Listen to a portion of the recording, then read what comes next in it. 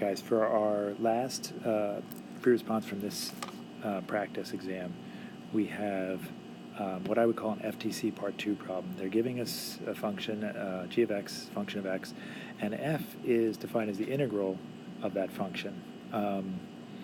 So if they're asking for f of 26, at least in this first part, all we were going to do is, basic function notation, we're going to take this 26 and put it in for the x, which means we're going to put it there. So essentially we're going to be integrating g of t dt from 0 to 26. So let's make that happen. We'll express it as an integral. We'll say f of 26 is the integral from 0 to 26 of g of t. So we're going to be looking at 4 x plus 1 to the negative 2/3 dx. Doesn't really matter what letter we use here. D, t's, x's. It's kind of a placeholder variable. So we have to perform this integration.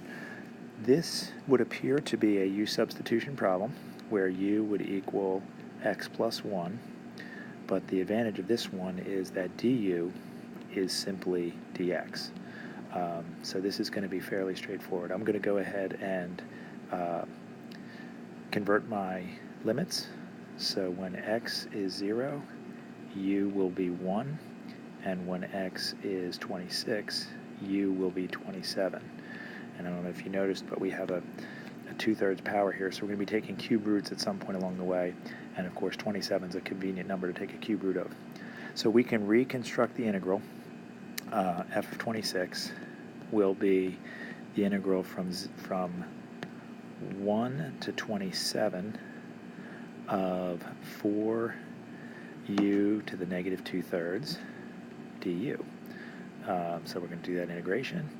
We're going to get 4u to the positive 1/3 divided by 1/3, which means we're going to be multiplying by 3.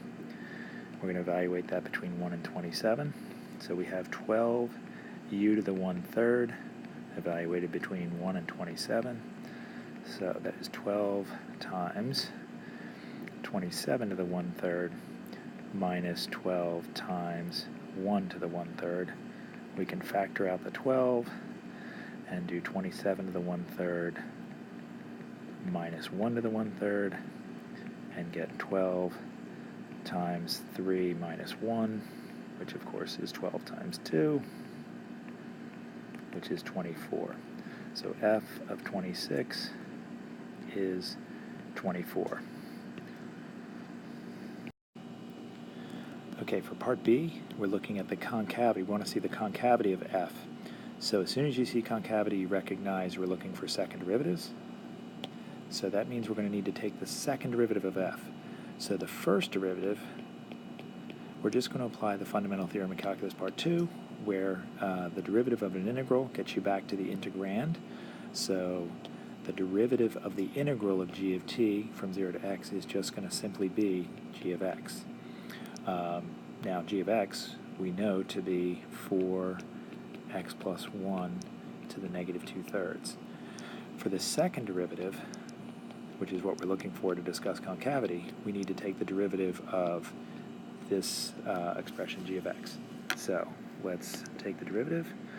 We're going to take negative 2/3 times 4x plus 1 to the negative 5/3. So simplifying, we get negative 8/3 x plus 1 to the negative 5/3. And simplifying, that's going to give us negative 8 over 3 times the quantity x plus 1 to the 5/3. So that's our expression for f double prime of x. And now we're concerned about when this thing is going to be positive for concave up and negative for concave down. So we need to find its critical numbers. The numerator is simply negative 8. That's never going to be 0. But the denominator, just looking at it by inspection, you can see it's going to be 0 when x is negative 1. So x plus 1 would equal 0 at x equals negative 1. So that is our only critical number for the second derivative. So if we set up a sign chart here, and we establish negative 1 as our test value, that's fantastic, but remember the question asked for the concavity for x is greater than 0. So negative 1 is not even in our conversation because it's less than 0. So we're talking about the concavity for this part of the number line over here. So for x is greater than 0, use any test value for x greater than 0, for example 1. If you plug a 1 in there, your denominator would be positive and your numerator would be negative, which would give you a negative quotient. So we're going to have a negative second derivative, which means we're going to be concave down. So we can conclude that f is concave down for any x greater than 0. And our justification is our sign chart. That was pretty easy. All right, for part C of this problem, we're seeing something they often do for one of the parts, the last part usually. They introduce some new function as some variation of one of the functions that's already there. So h is x minus f of x.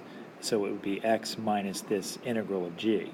And they want to find its minimum value from between 0 and 26. So, and you could assume that means the absolute minimum on the closed interval between 0 and 26, which is a dead giveaway that we're going to be doing. We're going to be checking our endpoints and critical numbers. So the way you find minimum values is you set the derivative equal to 0, and then test those numbers, the places where it's undefined, and the endpoints. So let's start by taking the derivative of, let's start by writing what h of x is, and then taking its derivative. So h of x is x minus the integral from 0 to x of g of t dt.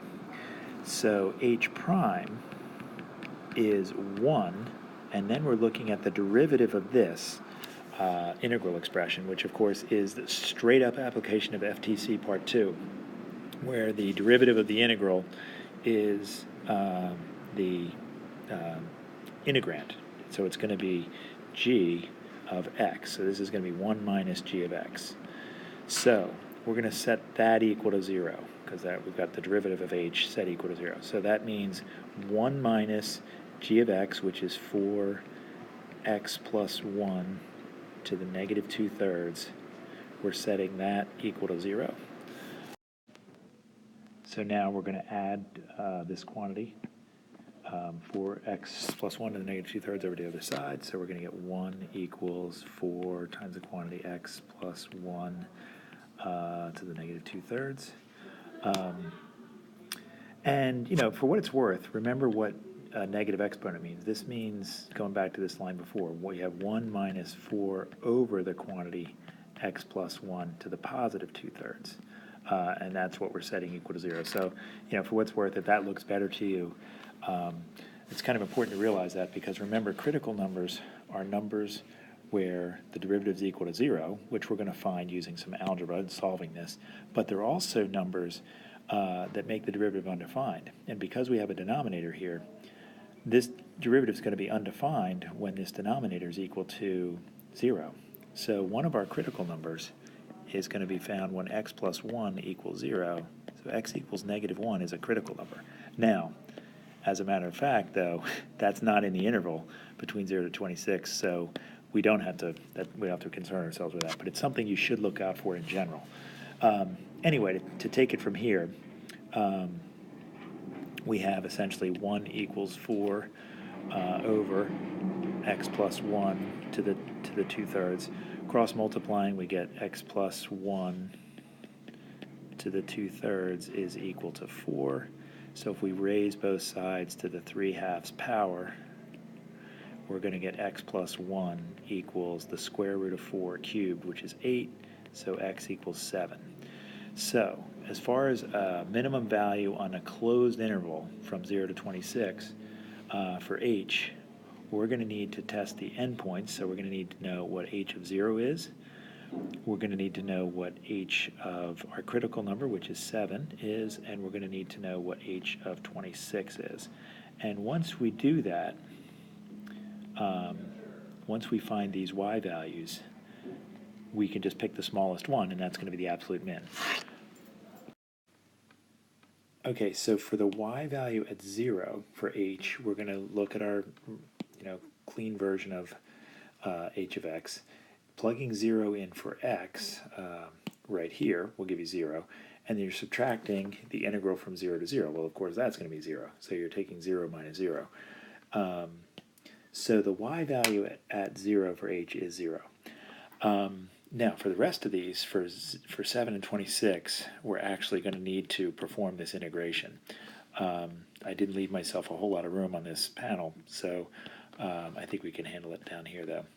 So, for example, h of x is x minus the integral from 0 to x of g of t dt. So that's going to be our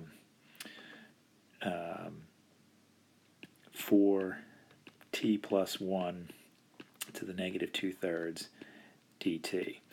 So we have to actually do this integration now. I'm going to trust that you can do that integral. Again, technically it's a u sub where you let u equal t plus 1. But because the derivative of t plus 1 is just 1, we can just kind of treat this thing like an x or like a v or a u or whatever and just integrate that quantity and not have to worry about a chain rule effect of it because its derivative is 1. So we're going to get x. Now, when we integrate this, we're going to get t plus 1, t plus 1 to the positive 1/3. We have a 4 in front of this, and then we're going to be dividing by 1/3, which is like multiplying by 3. And we would evaluate that between 0 and x.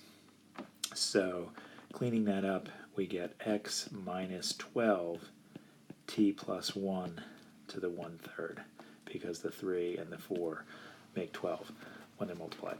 So, and again, evaluated between 0 and x. So if we're going to plug in h of 7, we're going to get 7 minus 12 times the evaluation of this t plus 1 to the 1/3 between 0 and 7. So when we do 7 plus 1 to the 1/3 minus 0 plus 1 to the 1/3. So that is 7 minus 12 times a cube root of 8 is 2, and the cube root of that is 1, so we're going to get 7 minus 12, which is negative 5. So our y value of 7 is negative 5. H of 26, we're going to get 26 minus 12 times 26 plus 1 to the 1/3 minus 0 plus 1 to the 1/3. So we're getting 26 minus 12 times 26 plus 1 to the 1/3 is the cube root of 27, which is 3, and then minus 1. So we're getting 26 minus 12 times 2, which is 26 minus 24, which is 2. And so we have 3 y values, and the smallest of which is this one here.